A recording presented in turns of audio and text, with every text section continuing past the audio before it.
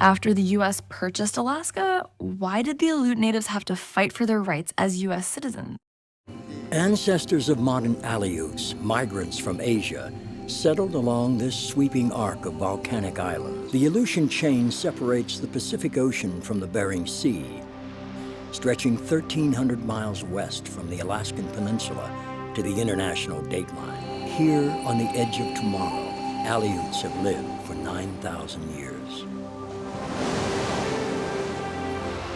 The United States bought Alaska from Russia's Tsar in 1867.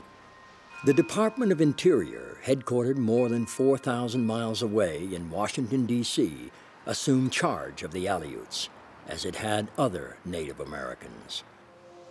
Under the terms of the treaty, Aleuts were United States citizens, but for decades to come, virtually every aspect of Aleut life was subjected to federal scrutiny and control. We bought Alaska right after the end of the Civil War and after we emancipated the slaves, while we continued a system of enslavement in these remote islands. To subdue a people, to render them submissive, you degrade them. That's part of any colonial system. And one of the ways they degraded the Aleuts was by segregating them and humiliating them. The agents, for example, issued orders what time they were to go to bed. They controlled the choice of marriage partners.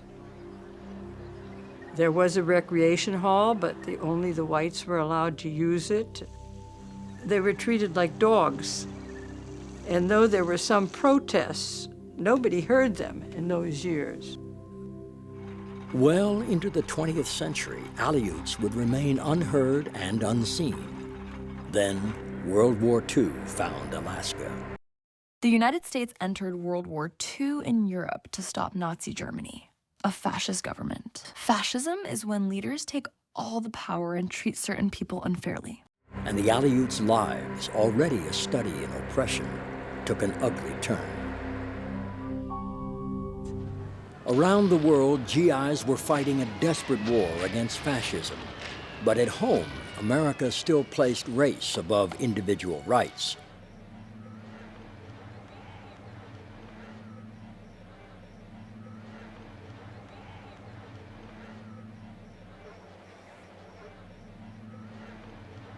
Like Americans of Japanese descent, Aleuts would find themselves shunted into government camps.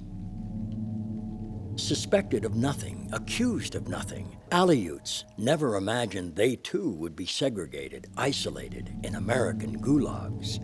Dark, dank camps, mired in the coastal muck of southeast Alaska's dense, intemperate rainforests. If you think any of this is fun, you should be here. The water system cannot, under any condition, be made usable for winter. The outdoor privies empty into the water at high tide. But the sewage still washes back out of the beach for the children to track around. All houses are gone from rot. In 1951, Aleuts from the Pribilof Islands filed a precedent-setting claim against the United States government for gross mistreatment between the years 1870 and 1946. The Aleut independence movement had begun. The case took a long time. Although it started back in 1951, it wasn't settled until, I think, 1978. My father instilled in me the injustice of what we did to the Japanese, and that extended to the Aleuts. That were actually used as slave laborers by the United States government. It was a very emotional thing for me because it's probably one of the unjust things that have happened during our civilization. We are going to admit that we made a mistake. And I think it is part of a great nation to be able to admit that we made a mistake. On August 10th, 1988, President Ronald Reagan signed Public Law 100-383. The long battle for redress had been won. Redress means to make up for a mistake or wrong that happened in the past. After the U.S. purchased Alaska, why did the Aleut natives have to fight for their rights as U.S. citizens? Want to learn more about this topic? Click the link in the description to experience our iNative activity sheet.